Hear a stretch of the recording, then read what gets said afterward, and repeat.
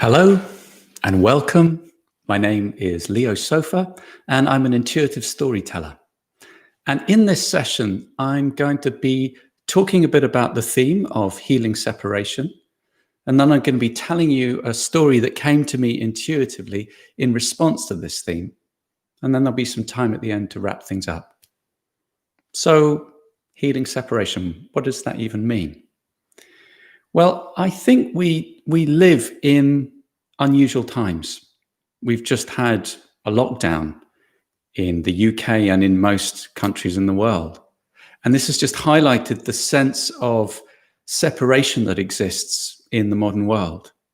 It's not really the case anymore that we live where our forebears lived for generations.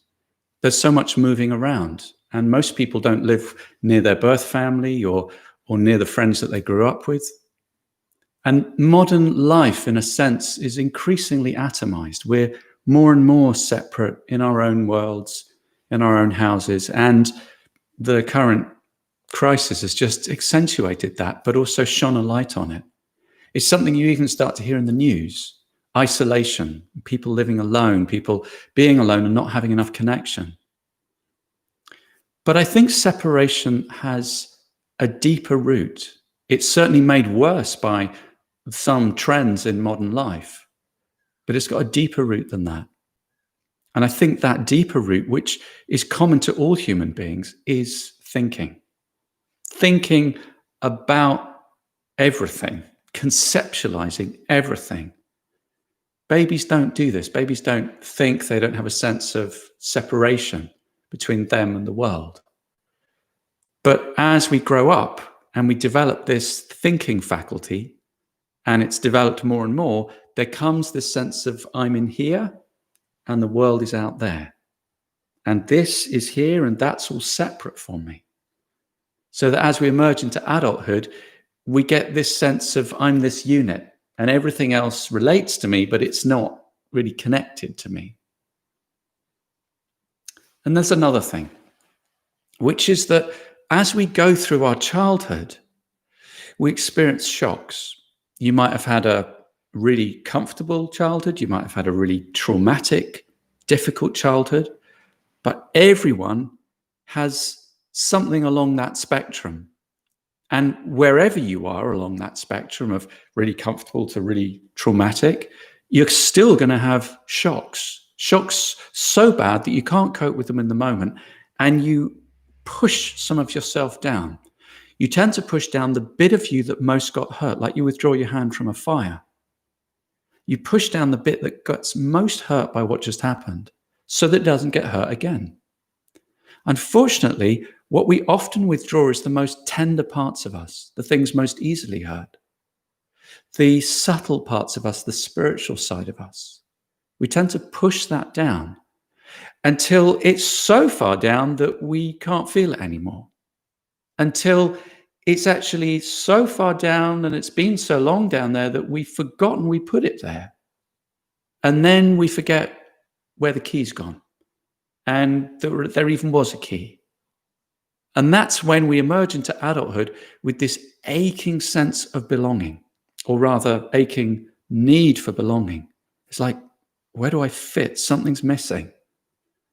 This desire to get home, this desire to be restored to something we kind of remembered as a child, but we don't have anymore. And our consumer culture tells us, oh, it's out there, it's over there. And there's plenty of encouragement to go looking for it elsewhere. But I believe that the separation that we're looking to heal is inside. And it's in recovering all those parts of us that we thought were incapable of living in this world, or that we, in a shock, simply pushed away. That's the healing. I think it's something that everybody in the world, every adult alive, could use some of. So I said I was an intuitive storyteller. And the way that I tell stories is that I go into a theme like this one. I go into something that seems juicy, that seems to have some real substance to it, that I imagine everybody could relate to, or at least many people could. Then, having laid it out like that, I ask my inner storyteller, my inner guidance, my inner source of wisdom for a story that will illustrate this. And the story comes to me as a stream of images and words inside. And I'm very much the witness to what's happening. I can't see more than 30 seconds ahead in the story, sometimes not even that. So the story that comes just comes as a process of revelation. I don't know what's happening, and I've learned the best thing is to stay very neutral, very open and innocent, and let the story come.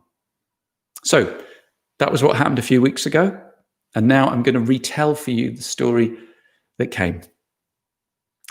And if anything of what I said was touched in you, then just keep that tenderly in your heart, because that's what the story's for. I'll start us off with some music.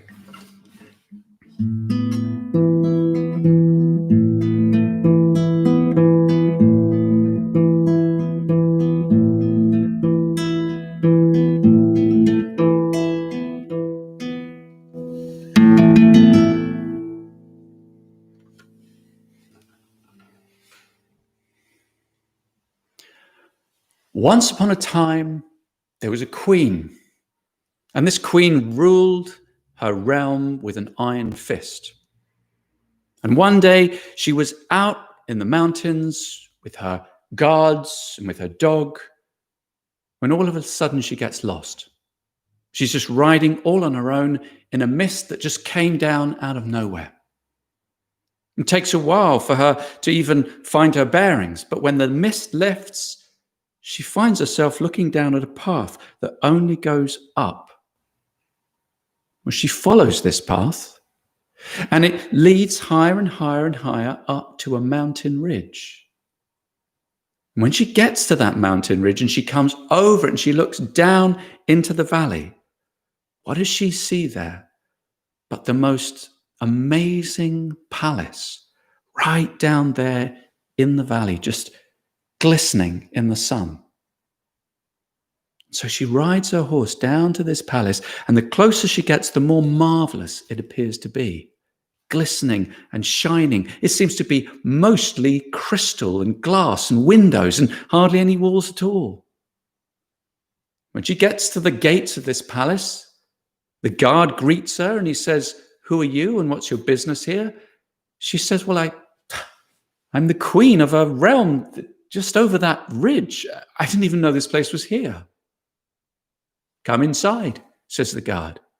"Our queen will be very glad to see you." And so she's led in, and she walks down the most beautiful crystal corridor she's ever seen, with beautiful things on the wall and marble underfoot.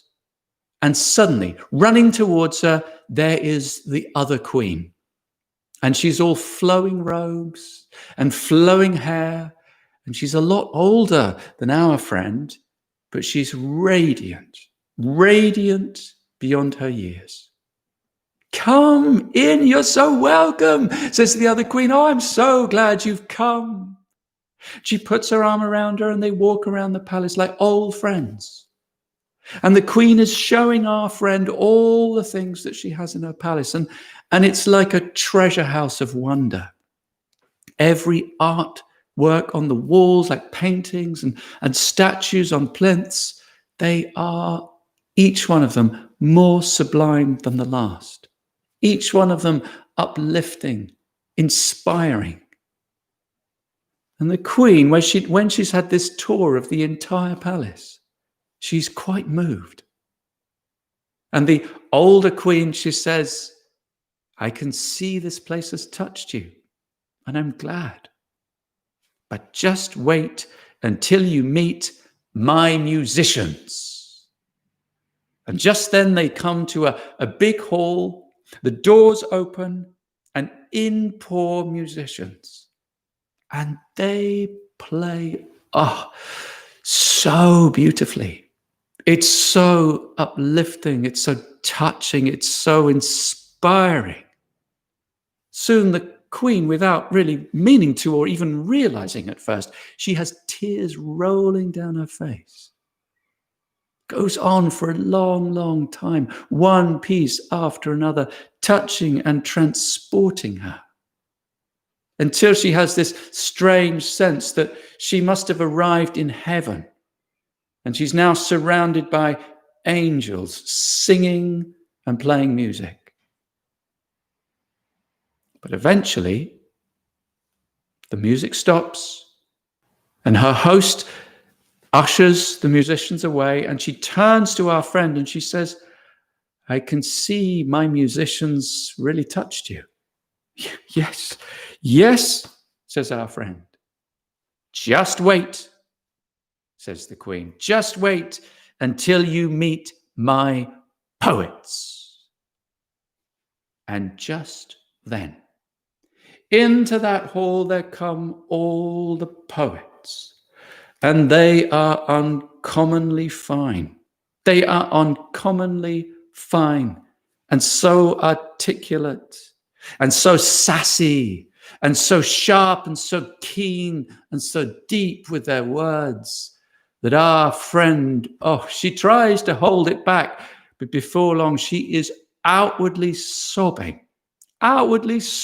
she is about life, and about everything that's hard, and about everything that's beautiful, and about everything you just don't want to let go of, but you know you must, and about everything that you wish you had more of and yet always seems to be out of reach. And he goes on and on and on and on like this. And the more she listens, the more she feels like she is being opened up like a chest in the attic that you've left up there for ages. And now it's like a miracle. You go back and you visit it and it's all there and you thought you'd forgotten all about it. That's how the words land in her. That's how the words land in her, peeling off layer by layer by layer until all the words are done. And the last line of the last poem has been spoken by the last poet. And the Queen, she turns to our friend and she says, I can see you are moved, but just wait until you meet my wise elders.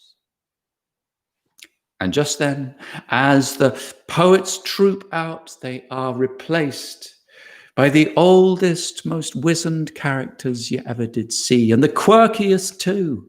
The oldest, most wizened, most quirky characters you ever did see, all strangely dressed and in their own way crooked and walking with sticks and whatnot. And they all come, but they're all smiling despite being a bit crooked. They're all smiling and they sit down and they're beaming at one another and winking and making little jokes that the Queen doesn't understand.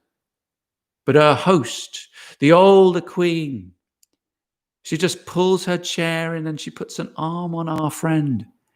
And she says, now, ask any question you want. And it's funny. Maybe it was the poetry that just warmed her up to this. Maybe it was all just like ready there to be said. But right then, she can't get the questions out quick enough. She can't get the questions out quick enough. It's like she wants to ask about this and about that and all the dilemmas that had been private until then. All the deepest questions that had been somehow a lonely thing. Now they get a sense of company, a sense they could be heard, a sense they could be answered.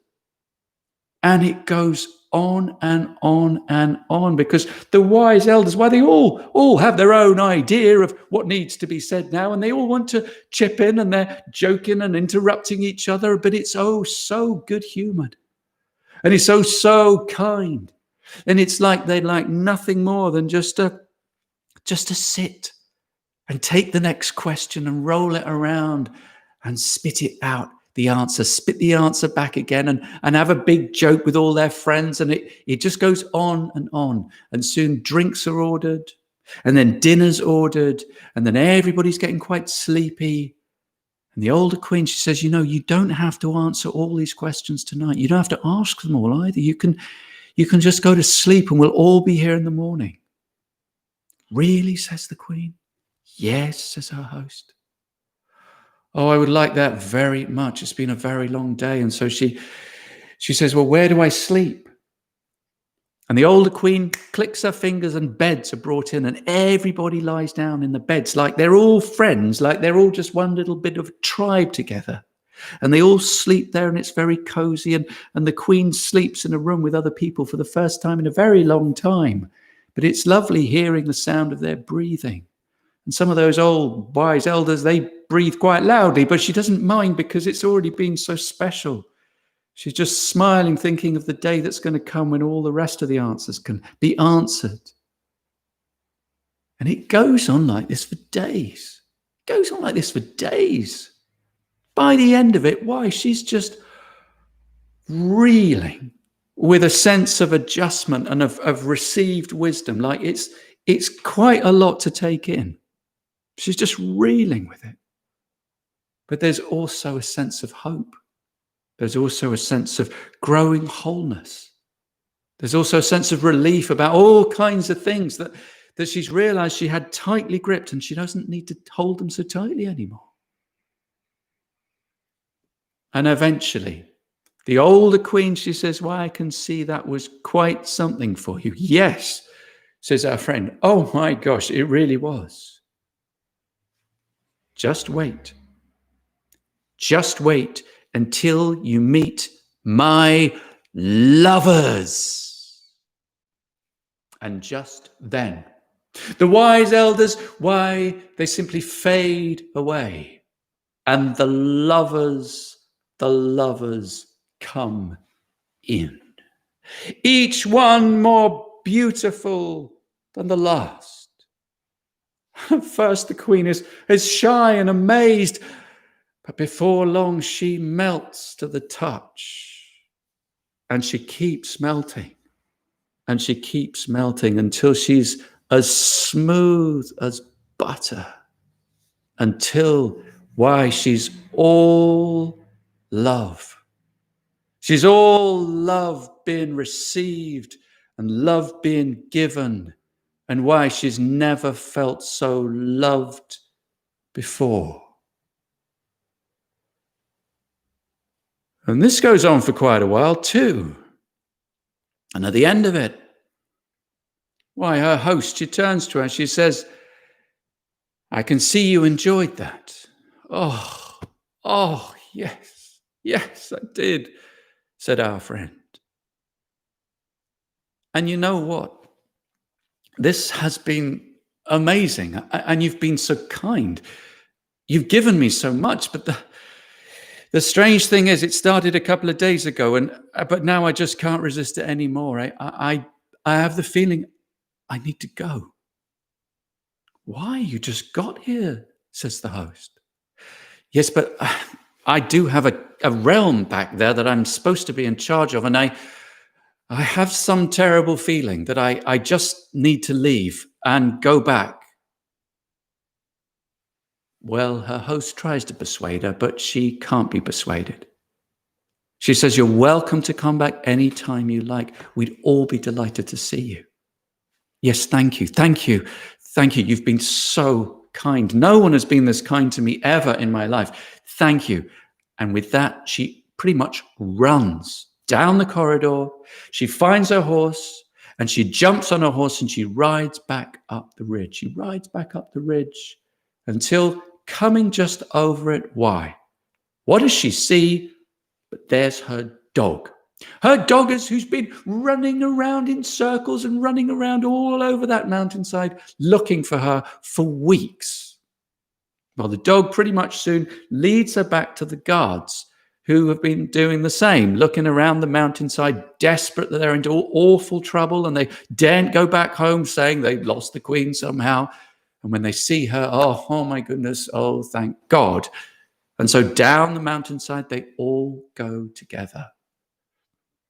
But as she's riding, the queen has this awful sense of foreboding. It's like she can feel the walls closing in on her heart. As she rides down the mountain, it's like her heart, it feels more and more squeezed, more and more squeezed. until she sees her palace, and her palace is all walls and tiny thin windows, and she hadn't seen it before. And as she sees the iron gate, she wonders that she just won't be able to fit in. She feels like she's too big, she won't fit in. But she does, although she wished she wouldn't. And somehow, arriving back in her gloomy old palace, with the shadows and the heavy walls, it almost breaks her heart. And she says to her chamberlain, it's too dark in here. Why is it so dark? Who made the windows so small? Bring some more light in, would you? And the stonemasons come and they chip away at the windows, and everybody tries to draw the curtains as much as possible, but it really doesn't make that much of a difference. She lasts just a few more weeks. And it's hard, you see. It's hard not to keep thinking about what she just experienced, not to keep looking up to the mountain. Eventually, she realizes she just can't stay. And without her dog and without her guards, she jumps on her horse and she rides up to the mountain ridge. Or rather, she rides up to where the mist is suddenly descending. And when it rises, why, there's the path in front of her. And she walks, she rides all the way to the ridge, over the top of it. And just the sight of the palace down there in the bottom of the valley, shining like a jewel in the sun. It just lifts her heart. It feels like her heart can breathe again. And she rides back down and is greeted like an old friend. She's greeted like an old friend, and the queen is so happy to see her. And this time she stays there for months, with all the artists and all the musicians and the poets and the wise elders and the lovers. It's a blessed time. It's a beautiful time. It's a time of wonder and a time of great healing. But just as before, she feels like some terrible thing is happening back down in her palace, and she has to go. And she thanks her host and says, "You've been so incredibly kind, but I really can't stay." "You're very welcome to come back anytime," says her host. Yes, I know. Thank you so much. I must go. And she jumps on her horse and she rides up to the mountain ridge. And as she rides back down towards her palace, why, this feeling of foreboding, it just crystallizes inside of her like something terrible has happened. And when she gets back to the palace, why, she can see what's happened. It's just as she expected. In fact, it's worse. Because she left her palace at the mercy of her courtiers, some of whom were purely venal characters, really awful, the worst sort of plotters and schemers and backstabbers. And they were very far into a process of usurpation and taking over. And she arrived just in the nick of time. And without a second thought, she throws them all out and she instates in their place the finest and most upstanding of all her courtiers. And so, with everything restored, she goes about putting everything back in order. And seeing the way that she had previously treated her subjects, her people, she seeks to put that right too. Now it's no longer with an iron fist that she rules, it's rather in such a way that raises up her people, that uplifts their spirits, that informs them of their rights and what they can expect as a citizen of her realm. And all this is going splendidly well. And all the upstanding courtiers that she put in power, why, they take to the task like ducks to water. But it's hard. It's hard. It's still hard. Even as things improve all around her, the pull is irresistible. After several months, She's jumped back on her horse and she's ridden up the mountainside into the mist, which when it clears, reveals the path. As she comes over the mountain ridge and as she rides down into the crystal palace, it is like returning home. Her friend greets her like an old friend, and she spends what seems like a timeless time together with her there. A timeless time in which time seems to stretch and then to disappear entirely, in which all questions are answered, in which every part of her is brought up to the surface and is seen and is healed and becomes once again part of the whole, in which everything in her which had been pushed away is welcomed back home like lost children. Until there comes a time when she says to her host, she says, I don't want to go back this time. I don't want to go back. I don't think I can. Well, then you can stay here, says her host. But you do have your own realm. And it really does need you. And our friend, she felt the truth of those words. She felt both the openness of the welcome, but also the truth that she had her own realm waiting for her. Yes, but I don't feel myself there. I don't feel free. I don't want to go back to my palace. I don't ever want to be there again. I don't ever want to sit on that throne. I don't even want to be the queen. And the elder queen, she says, listen, if you really want this, if you really want to be free, then take my advice. Accept no limitation. Anything which limits your freedom, throw it away. Anything which limits your freedom, throw it away without a second thought. And so the queen said, thank you. And she got on her horse and she rode back up to the ridge and down towards her palace. But this time she felt no foreboding. This time she felt no fear. And as she came back into the palace and saw everything so smoothly run, she felt confirmed in her decision, and she went to her bedchamber and she took off her fine clothes and she put on just simple clothes. And with that, she walked out into the world, no longer the queen, no longer living in the palace, just walked out into the world. And anything which limited her freedom, she threw it out without a second thought. Any thought about being somewhere better, about being in a better place than she was right here, right now, she threw it out. And her kingdom became fuller and richer and more beautiful.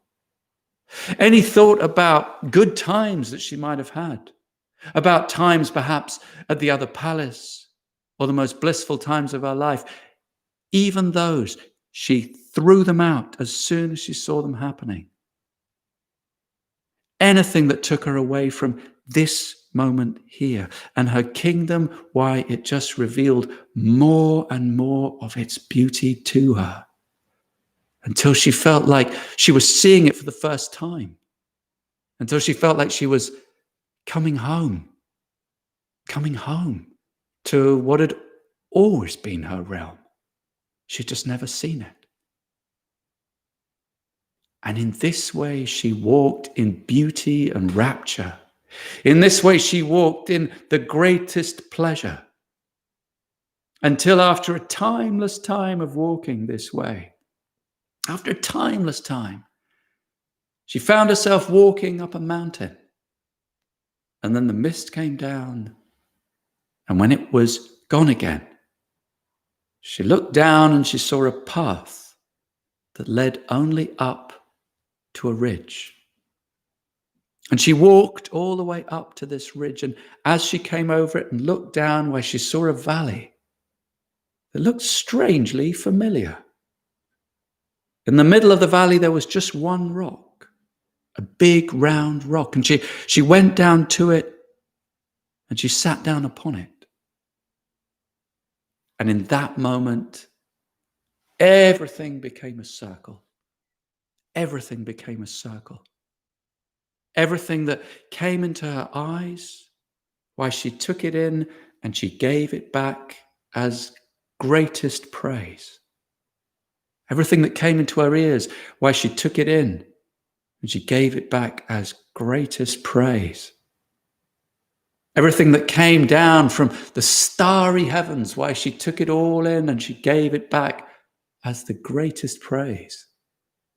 Everything that came in from underneath, from the rock she sat on and the earth below, why, she took it in and she gave it back as the greatest praise.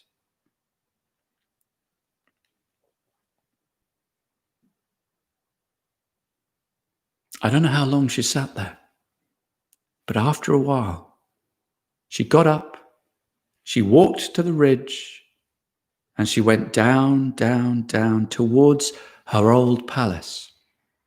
Her old palace. And when she approached there, everybody was so pleased to see her. And they said, "Would you be the queen again?" And she said, "I could." And she sat upon her throne.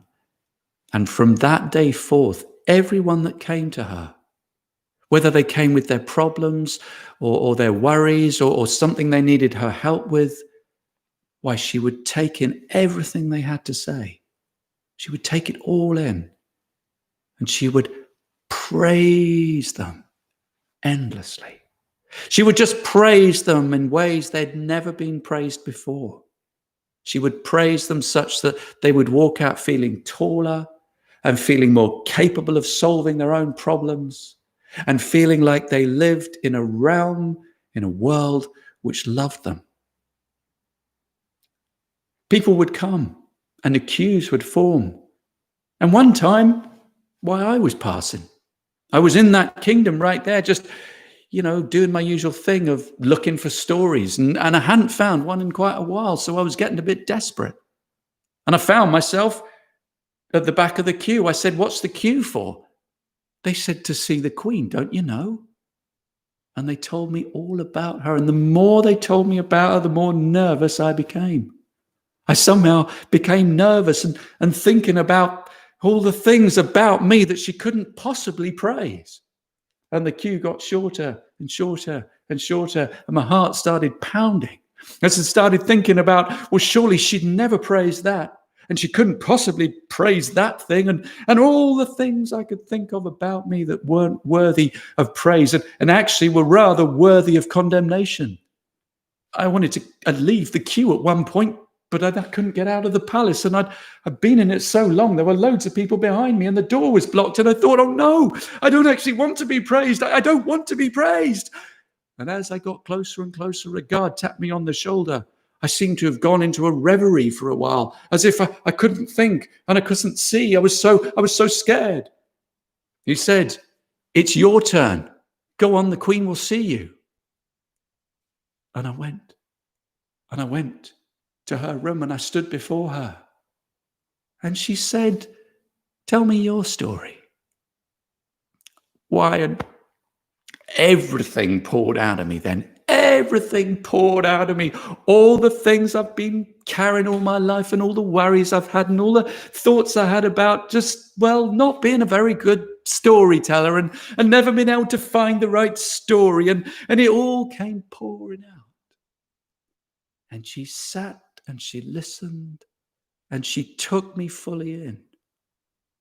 And then I said all the things about myself that I thought would never, never be acceptable.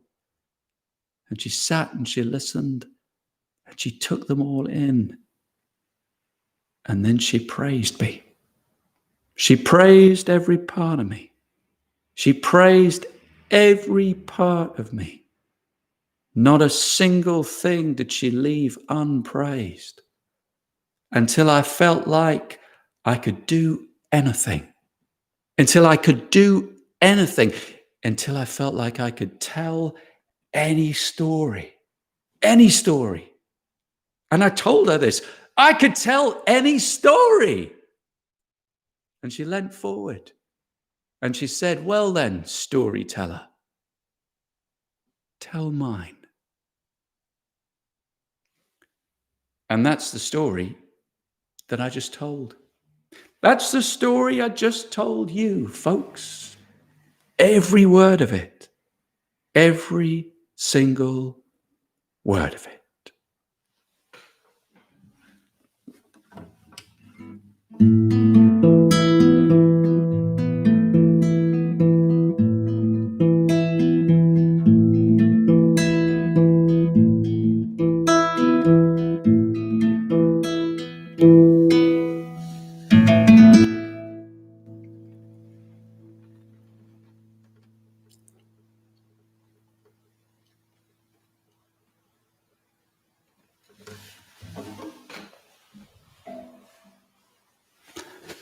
Okay, so there's our story. Thanks very much for listening. There'll be some time now for just any questions or any comments. So if there's anything you want to ask or anything you want to say about the story, just put it in the chat box and I'll see it and can respond. I can say about that story that there were several bits about it that really touched me, that really I found just delightful. I loved the palace and the poets and the elders and the lovers. That whole thing was really, I just found that so rich and so delicious. And for me, it's like a symbol of the place inside of us, that's never been touched, never been diminished, that's never been anything other than whole inside of us. And that we've all got that. We've all got that place inside. We've all got this pristine, perfect place that's never been diminished by anything that we've experienced. And, you know, the contact we have with that is one of the ways that we get to heal the separation. I love also the thing of her, walking in the world and not trying to be in control of it anymore, not trying to control her own realm, not to be the queen of her own realm anymore in the old way, in the way she had before. And that's been my experience. The more I can let go of control, the more the world appears to me, the more my own kingdom shows up. And I can see what wasn't visible to me before. The more ways I can actually stop holding it all in place, the more I can see what's there. So I also particularly love that. Okay, so thank you very much for listening again. If you want to find out more about my storytelling, you can go to Stories of the Journey Home, storiesofthejourneyhome.com. And there you'll find all kinds of other things related to what I do. You'll find many more stories. And I also teach intuitive storytelling, the same process that I used to get this story. And there's various other services that I offer that are based on intuitive storytelling, various one-to-one ways of working with people. I also have this place, Jellyfish, in Buckfastleigh in Devon. So if you're local, you could go to our website and sign up to our mailing list. And if you'd like this live stream, then subscribe to my channel. It'd be great to see you again on another one of these. Okay, thank you very much. Enjoy the rest of your evening. Bye for now.